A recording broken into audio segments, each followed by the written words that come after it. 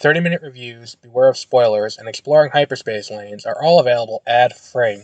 But if you want to support the show, you can go to bewareofspoilers.com and click the support button that's available on the Spotify website. Thank you.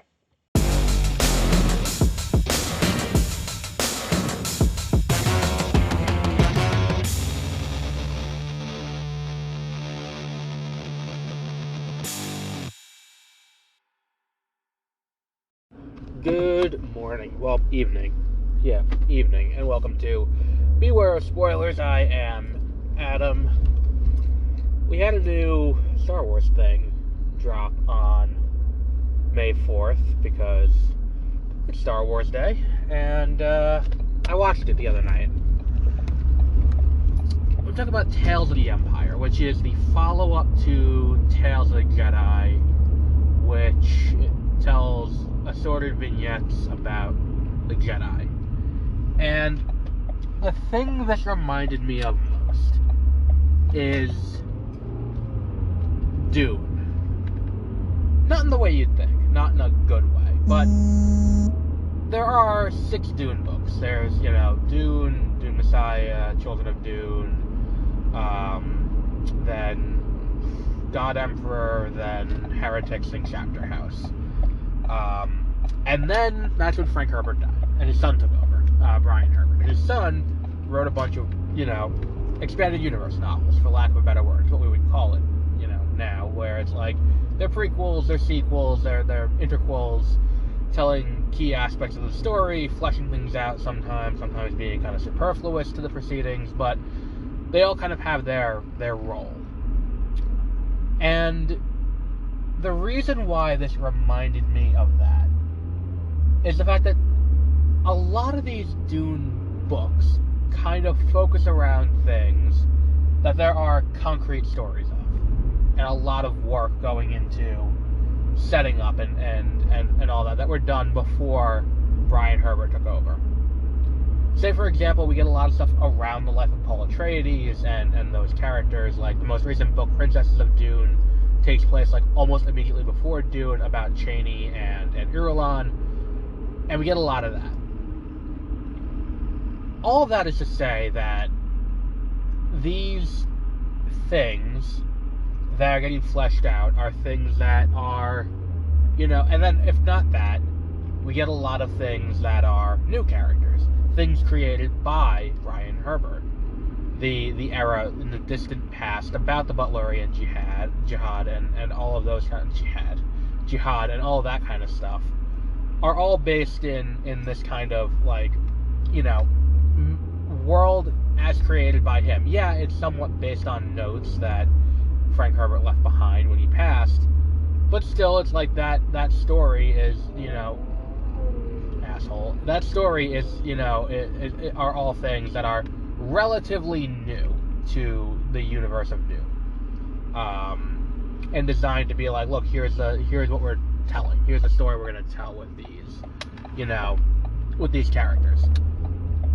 The point of all this is that's kind of how I feel about Filoni at this point. I feel that Filoni is good when dealing with his original characters, or with characters that have a lot of other material to work off of. The problem comes in when you have him start to work with things that aren't his stuff directly. And to that end, we're getting a lot of stuff that Filoni was directly involved with and may not be the most important when it comes to fleshing out this world and making it feel whole. Now, I'm not saying there's anything inherently wrong with fleshing out these things, but when you look at what Season 1 was, which is Tales of the Jedi, you get the 3 episodes about Dooku, which are fleshing out why Dooku falls to the dark side, and outlining that process. You don't really get the same thing here. I don't leave this show feeling I have any greater understanding of the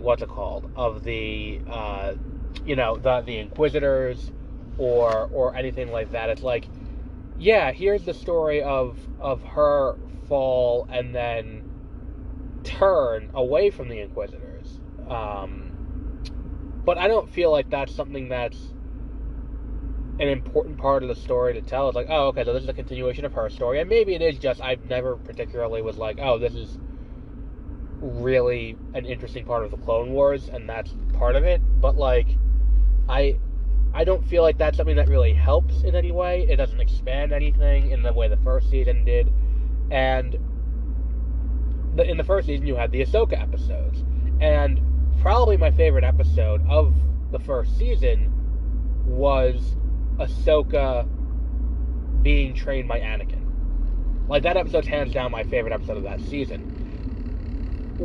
There's nothing similar to that here, and I don't think the Morgan Elsbeth stuff is quite as interesting. At the end of the day, I don't need to know any more about Morgan Elsbeth. At the end of the day, I don't need to know anything about anyone else from Dathomir. I don't care about any of this shit.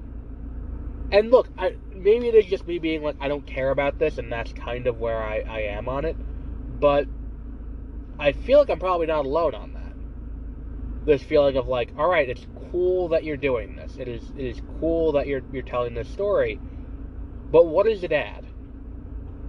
What is fleshing out this aspect of Morgan Elsbeth? Like, oh, she's the one who came up with the TIE Defender program. Alright, cool, alright.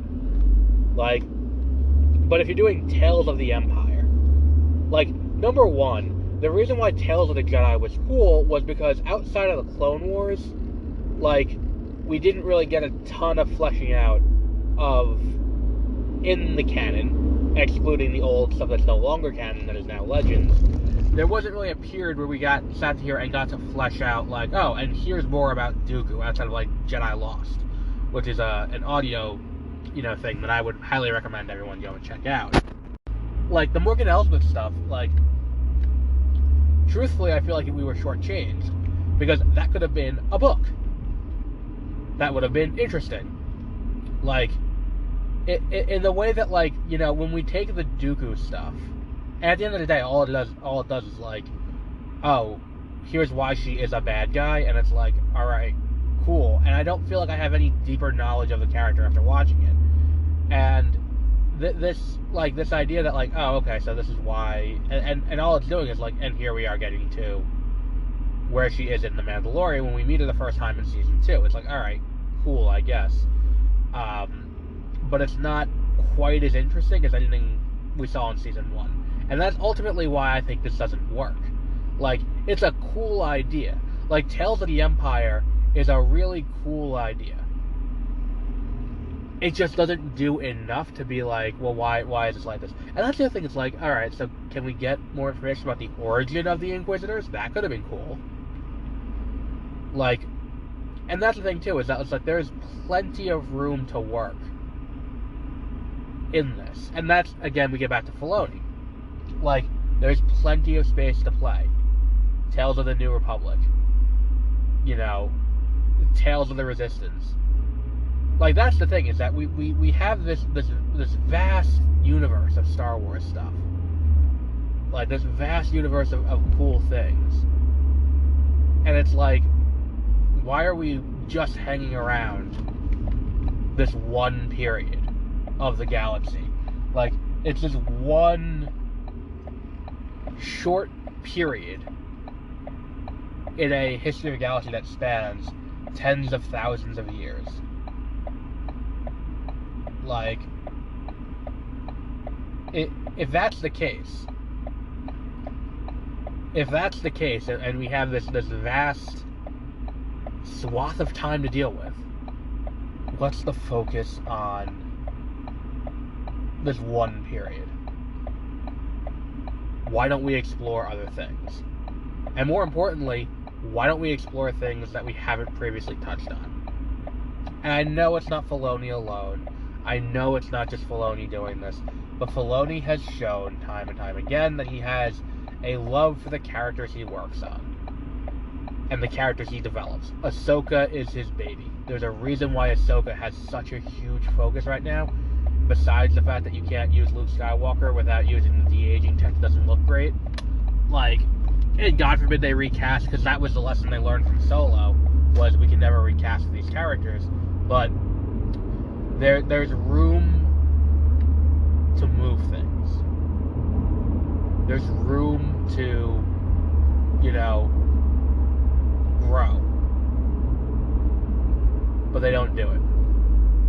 They don't do it. It's just the same shit over and over and over. I'm getting tired of it. It makes it difficult to be a fan, because it's like, oh, we're going back to the same period.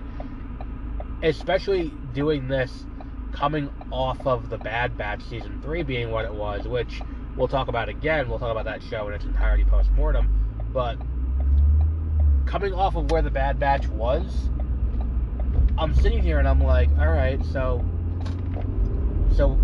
that's that then. Like, I don't want to, like, can we explore other periods? Like, Rebels was cool to explore that. Like, give us more of the Resistance era. Give us more of the period between episodes 1 and episode 2. Give me more of what happened before all of this. Do a High Republic show. Do an Old Republic show. Like, if you go on the website with the official timeline and you look, there is the Old Republic is still listed. There's still the Old Republic period listed there. And yes, that's because there's a video game they're remaking, Knights of the Old Republic, and likely it's going to make some adjustments to the canon that will cause people to screech. But, it is what it is, and you guys gotta kind of deal with it. The issue is, it's like, look, tell more stuff in more periods. Like, give us new stuff.